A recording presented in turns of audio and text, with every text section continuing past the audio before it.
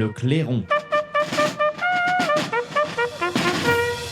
Alors, je vous l'ai dit, l'Assemblée nationale se penche aujourd'hui sur un sacré débat, la stratégie française d'aide à l'Ukraine. Donc, ce sera un débat suivi d'un vote qui risque de confronter les députés dans une ambiance houleuse. On va voir ça. Et puis, mercredi, débat similaire qui se tiendra au Sénat. Je rappelle seulement, avant de donner la parole à Nicolas Dupont-Aignan, que le président Emmanuel Macron a à plusieurs reprises tenu des discours plutôt bellicistes dans lesquels il n'excluait pas l'envoi de troupes, je rappelle, en dynamique, dit-il, au sol en Ukraine et ne veut aucune limite dans le soutien à Kiev. De son côté, Valérie Hayé, la tête de liste de la majorité présidentielle aux élections européennes, a soutenu encore hier sur France Info qu'il faut, je la cite, qu'on avance sur l'idée d'une armée européenne. L'eurodéputé plaide aussi pour le renforcement de nos capacités de production militaire.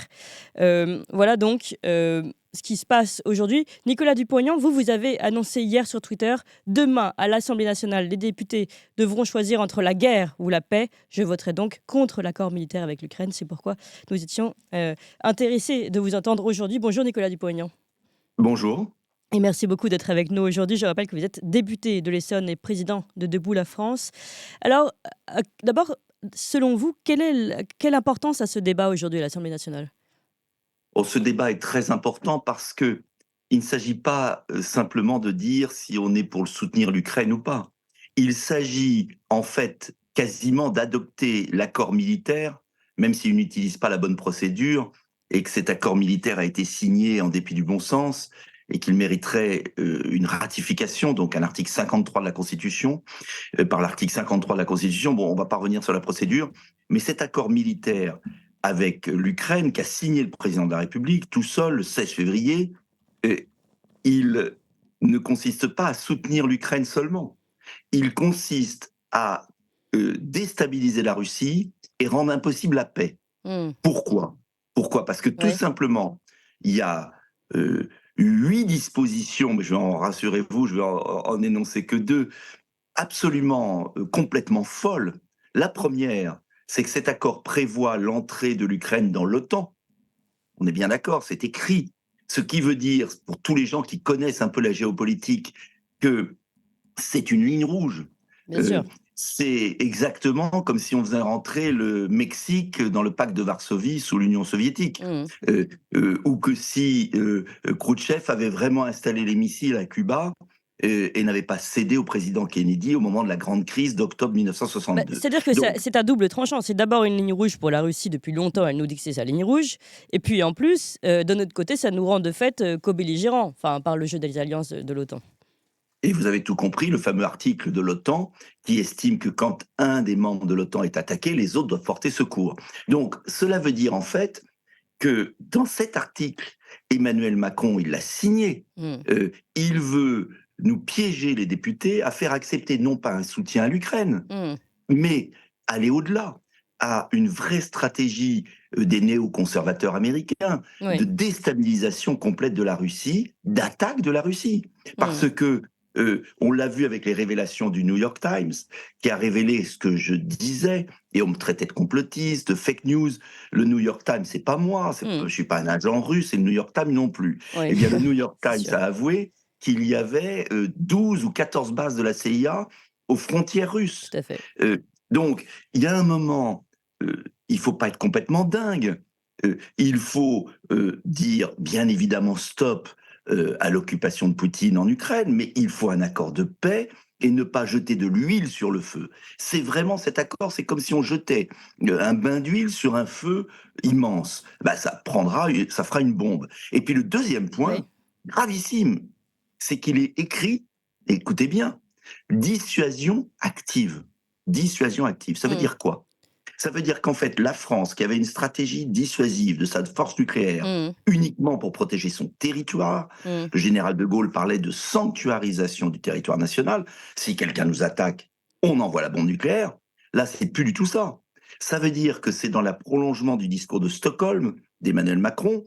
Ça veut dire qu'il imagine, en tant que détenteur du feu nucléaire, l'étendre à l'Ukraine. Mais il est fou. Il est fou. Parce que d'abord, notre force de dissuasion n'a pas la capacité d'être tactique, d'être étendue comme ça, sans fin. Et puis ça veut dire quoi? Ça veut dire que la France fonce tête baissée dans un conflit, euh, alors qu'elle n'en a pas les moyens conventionnels, et donc dans un conflit nucléaire avec la Russie, qui est Mm. une puissance nucléaire, qui de surcroît a une doctrine nucléaire d'attaque préventive, de frappe tactique. Donc, vraiment, voter cet accord ou s'abstenir d'ailleurs, c'est pareil, c'est mettre le doigt dans un engrenage de folie pure. Mm. J'ajoute qu'il y a beaucoup d'autres articles, l'entrée dans l'Union européenne qui va nous ruiner, un fonds qui va nous ruiner, un article 12 de réquisition des avoirs russes pour reconstruire l'Ukraine qui est complètement délirant et qui est à rebours des accords internationaux. Ça veut dire que la parole de la France vis-à-vis de tous les avoirs Tout à internationaux est fait. entamée. Mm. Enfin bon, c'est une folie cet accord. Mais, comme personne ne l'a lu, je dois être un des rares députés à l'avoir lu, eh bien j'entends que les LR voteraient cet accord. J'entends, je me trompe peut-être, on va voir la position du Rassemblement national, ils n'ont pas tranché. Mais pour moi, il n'y a pas besoin d'écouter Attal. C'est niet, non, absolu, absolu. Non, mais c'est Voilà. très, très inquiétant ce que vous nous expliquez là, dans plusieurs domaines. On va reprendre point par point. Ce que vous dites d'abord sur l'état, le niveau de nos députés à l'Assemblée nationale est quand même légèrement inquiétant. Ce sera notre dernier point. Vous avez dit que finalement Emmanuel Macron suivait la politique des néoconservateurs américains. Mais justement, cet article du New York Times dont vous parliez était révélateur de quelque chose d'un changement de paradigme aux États-Unis. En ce moment, ils sont plutôt sur le frein. Donc Emmanuel Macron, d'ailleurs, on a bien vu après ses prises de position bellicistes, finalement, même les Américains, le reste de l'Europe, sauf les pays baltes, et les Américains lui ont dit on se calme.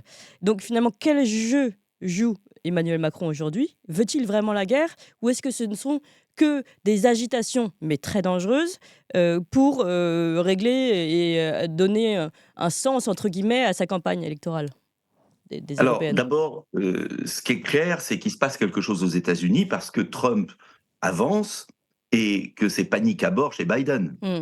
Euh, et donc, chez tous ceux qui ont fait cette stratégie, parce qu'on s'aperçoit avec le recul que ce que je disais à l'époque n'était pas complètement faux, si je peux me permettre de me lancer des fleurs, c'est que quand, dès le début, j'ai dit attention, les torts sont partagés, je Mm. n'excuse pas Poutine, pas du tout. Je n'ai jamais rencontré Poutine, je n'ai aucune. C'est une guerre fratricide entre Mm. Slaves qui ont vécu ensemble 400 ans. Bon, j'ai simplement dit à l'époque, ne mettons pas le doigt dedans, et l'OTAN doit cesser cette stratégie de harcèlement de la Russie, Oui. parce que l'Ukraine est une zone tampon, et elle doit le rester. Voilà, ça ne veut pas dire que j'approuvais, ça ne veut pas dire que je dis simplement, ne confondons pas les choses. Et je veux le dire à ceux qui nous écoutent, le parallèle entre Poutine et Hitler est totalement délirant. Mm. Parce que d'abord, c'est une insulte pour tous ceux qui ont été les victimes d'Hitler. Ensuite, c'est plutôt du côté ukrainien où vous avez des croix gammées sur les uniformes, entre nous. C'est Zelensky qui honore Bandera, qui a massacré 50 000 juifs pendant la guerre avec Hitler. Mm. Donc, je veux dire que on va pas rentrer là-dedans, mais c'est Oui. aberrant. Deuxièmement, la Russie est incapable d'attaquer la Pologne. Donc, on a un président de la République, quand même, c'est gravissime. Je ne sais pas si vous réalisez la gravité de ça. On a un président de la République, une majorité, enfin une majorité minoritaire, Mm. un premier ministre complètement inculte, une tête de liste européenne complètement débile, pardonnez-moi, enfin je retire le mot parce que bon, Oui, oui. mais bref, vous voyez ce que je veux dire, qui raconte n'importe quoi, mais il y a des millions de Français qui n'oseraient pas dire une chose pareille compte tenu de leur connaissance. Mais surtout qu'ils nous On engagent, attend alors quand même. qu'ils disent C'est n'importe quoi. complètement fou. Mais oui, mais là, ils nous Alors, deux engagent. choses. Oui, Pourquoi ils disent n'importe quoi? oui. Il y a Pourquoi d'abord et une puis visée à quel point? tactique. Alors, allez-y. Il Et y a une puis, visée tactique mm, intérieure. Ils croient qu'ils vont nous refaire le coup du Covid. oui, Peur sur la ville. oui, Voilà, peur sur la ville. La stratégie de la peur. oui. Sauf qu'il y a une grande différence avec le Covid. Ils ont fait peur avec le Covid à Mm, dessein pour nous vendre après un vaccin qui n'était pas un vaccin. mm, Bon, mais les gens, les Français, légitimement, face à quand même il y avait des morts, se sont dit bah il nous protège Macron. mm, Tandis que là, il est complètement idiot parce que il veut faire la même stratégie de la peur, mais en fait, il nous protège pas, il nous expose. mm. Ça n'a rien à voir. Si les gens peuvent le Et ça, voir ça, si les gens peuvent le voir. ça se voit à l'œil nu. Bah, ça Mmh. se voit à l'œil nu. Donc, c'est grosse ficelle et compagnie. Bah, la Donc, moi, grosse je ficelle, il pense, parle quand même on a quand même et c'est pour ça que je rejoins votre qualificatif de folie, parce qu'on a quand même des membres du gouvernement qui nous parlent de bombes sur le sol européen. On a aux dernières oui, nouvelles, on n'a pas mais encore eu de alors, bombes sur le sol européen.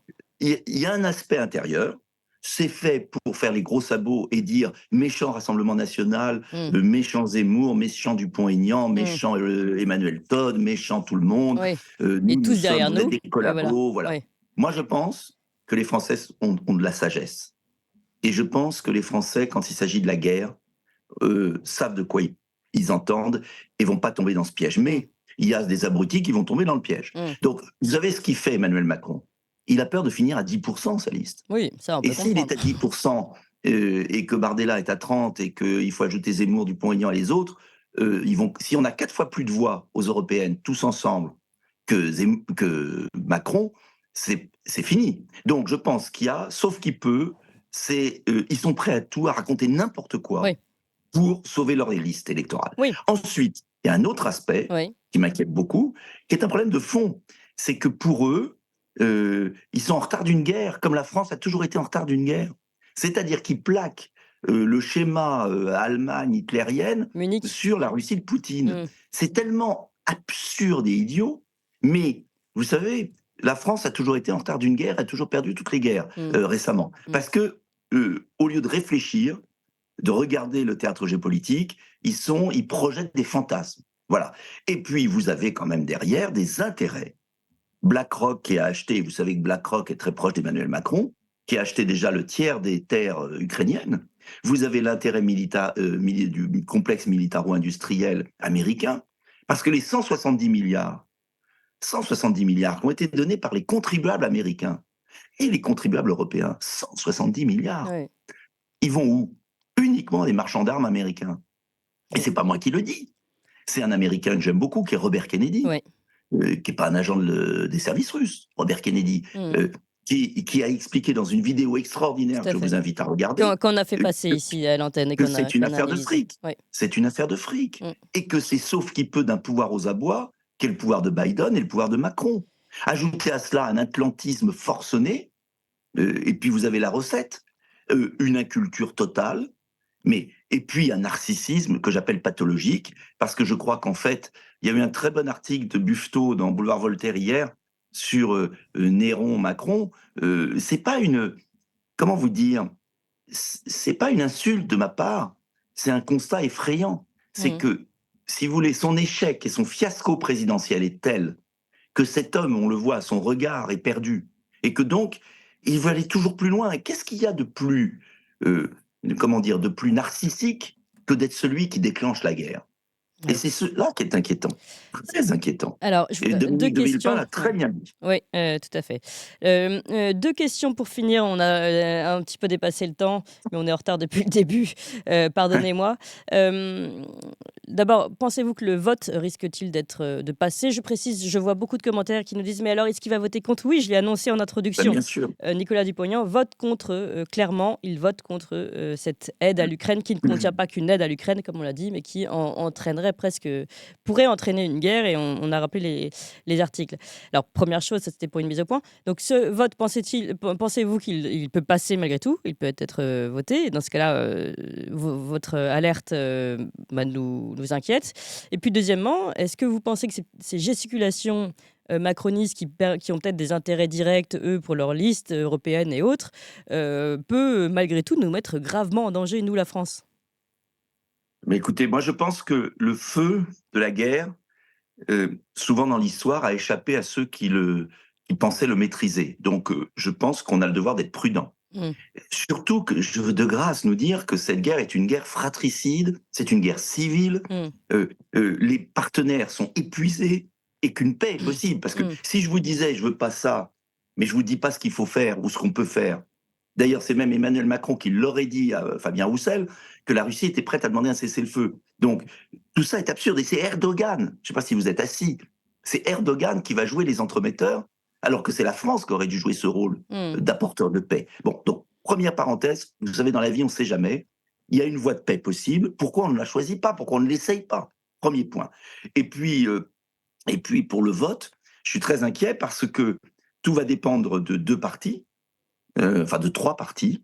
Les Républicains, mais ils ont annoncé qu'ils votaient pour, alors est-ce qu'ils vont changer d'avis? Le Rassemblement national, est-ce qu'ils vont s'abstenir ou voter contre? Je ne sais pas.